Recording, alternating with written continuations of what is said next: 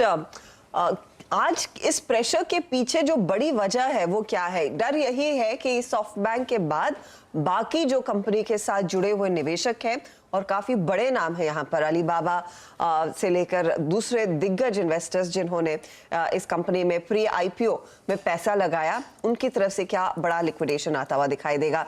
यही सबसे ज्यादा चर्चित शेयर है आज। तो यतिन हमारे साथ जुड़ गए हैं बताने के लिए कि मार्केट में क्या कुछ बातें चल रही है पेटीएम को लेकर और कितना डर यहाँ पर यहाँ पुख्ता हो सकता है फिटॉल कोई और निवेशक आते हैं बिकवाली के लिए। तो हर्षद देखिए, ये जो पेटीएम में गिरावट है लगभग 70-75% आईपीओ प्राइस से नीचे है।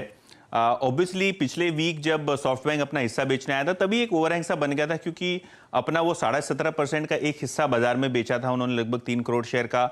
वो जो ब्लॉक हुआ था सॉफ्ट बैंक का वो करीब 7% डिस्काउंट पे हुआ था और वही दिन स्टॉक डे लो पे बंद हुआ था। अब ब्लॉक के प्राइस के नीचे, ब्लॉक करीब 555 से लेकर 560 रुपए के आसपास हुआ था।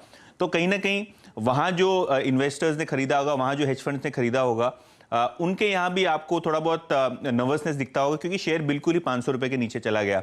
तो कहीं ना कहीं वहाँ डीलिंग रूम्स का कहना है और सूत्रों का कहना है कि उन्होंने बिकवाली की होगी।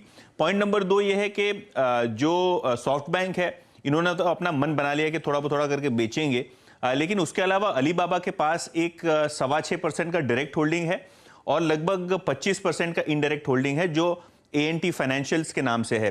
तो अगर आप आपकी स्क्रीन पे देखें तो लगभग 47% से ज़्यादा हिस्सा आप देखेंगे कि निवेशकों के पास है जो बेचने के लिए रेडी हैं। कहीं ना कहीं ये सप्लाई आएगा। और जब मैं एक इन्वेस्टर हूँ या एक म्यूचुअल फंड हूँ या एक लॉन्ग ओनली फंड हूँ, मेरे दिमाग में यही आएगा कि अगर इतनी सारी सप्लाई है तो मैं क्यों खरीदूं, क्योंकि कंपनी के ना कैश फ्लोज या जो बिजनेस मॉडल है किसी को समझता है या न्यू एज बिजनेस है, तो आपको पता नहीं फ्यूचर कितने हिसाब से आप देख पाएंगे। शायद अगर ये HDFC बैंक होता तो बाजार एक बार ये सप्लाई ऑब्जॉर्व भी कर लेता, लेकिन आपको जब प्रॉफिट्स पे ग्रिप नहीं है, कैश फ्लोज पे ग्रिप नहीं है, तो कहीं ना कहीं लोगों के मन में शंका आती है। और स्पेशली जब आपके पास इतने बड़े फॉरेन इंस्टीट्यूशनल इन्वेस्टर्स या ये जो अलीबाबा और सॉफ्ट बैंक है, वहाँ आप देखेंगे तो कहीं ना कहीं थोड़ा बहुत इन्वेस्टर्स के दिमाग में कंसर्न रहेगा। एंड मोर ओवर आप जो न्यू एज कंपनीज देख रही हैं उनके वैल्यूएशन इरोड हो गए हैं। कहीं ना कहीं आप देखेंगे तो हर इन्वेस्टर जो प्री आईपीओ से कंपनी के साथ जुड़ा वो भी बेचने को आ रहा है। तो पेटीएम एक अलग स्टोरी नहीं है।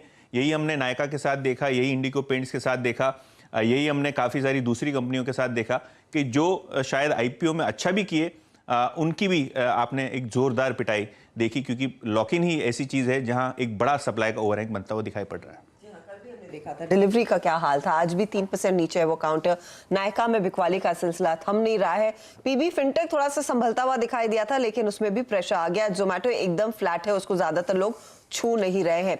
तो ओवरऑल इस पूरे पैक में हमने देखा है खासा बिकवाली का दबाव। शुक्रिया यातिन उस अपडेट के लिए। आप देखिए वो तमाम स्टॉक्स जहां पर बिल्कुल इंटरेस्ट नहीं है, जितना इंटरेस्ट नॉर्मली आपको शाम को होता है जोमेटो से कुछ नया ऑर्डर करने के लिए, उतना ही नेगेटिव इंटरेस्ट यहाँ पर स्टॉक को हाथ लगाने में इस समय दिखाई दे रहा है।